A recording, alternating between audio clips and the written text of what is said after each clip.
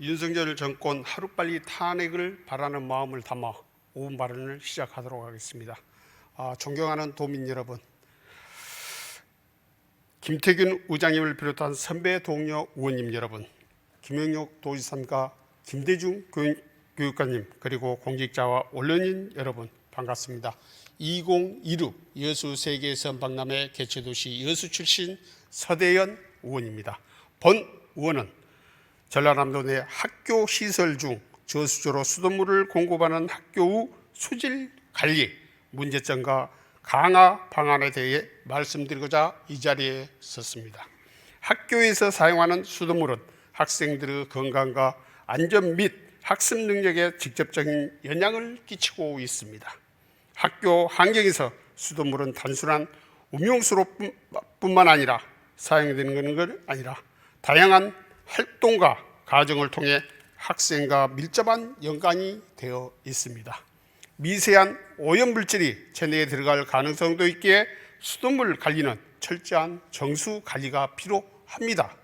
특히 저수조를 통한 수돗물 공급받는 학교는 직결급수 방식보다 수질 오염 가능성이 높아 저수조 위생 관리가 더욱 중요합니다. 전라남도 내 857개 학교 중 저수조를 사용하는 학교가 540개입니다. 이 540개 중 수도법 건축 연면적 5,000평방미터 제곱미터 미만인 저수조 239개 학교는 그동안 수질 검사 한 번도 받지 않는 충격적인 사실이 되졌습니다. 이것도 문제입니다만 현행 수도법 시행 규칙에 따르면 학교 내 저수지로 연 2회 이상 청소하고 수질 검사를 연 1회 이상 실시, 검사 결과를 게시판과 가정통신문을 통해 학부모를 공유하도록 되어 있습니다. 그러나 이러한 관리 방식에는 수질 오염 사고를 예방하거나 수돗물에 대한 안전성에 대한 학생과 학부모의 신뢰 얻기는 한계가 있다고 사료됩니다. 특히 문제가 되고 있는 잔류염수 농도 문제가 큰 문제입니다. 잔류염수는 수돗물 살균 효과를 유지하는 필수 요소로 농도는 1리터당 0.1에서 4mg을 유지해야 합니다. 관리가 부실할 경우 잔류염수 농도가 낮아져 세균 증식과 같은 2차 오염이 발생할 가능성이 높아집니다. 저수조를 보유한 학교는 직결금수 방식보다도 잔류염수 농도 감소 현상이 더 빈번하게 발생하고 있습니다. 이는 물이 저수조 내부에 장시간 머물며 염소가 소멸되거나 외부 오염물질과 접촉해 희석되기 때문입니다. 따라서 저수조를 통해 공급하는 수돗물 수질은 24시간 측정하고 관리하는 것이 가장 효과적이라고 판단됩니다. 본 의원은 학생 건강을 보호하고 안전한 학교 수돗물 사용 환경을 조성하기 위해 다음과 같은 방안을 몇 가지 제시하고자 합니다.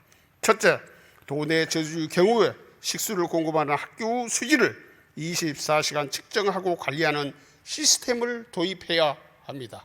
둘째, 24시간 측정된 수질 정보를 학생, 학부모, 교직원 어느 누구에게도 확인이 가능해야 하고 정보 공개를 확대하여 안전한 수돗물 사용을 신뢰를 받도록 제고하여야 합니다.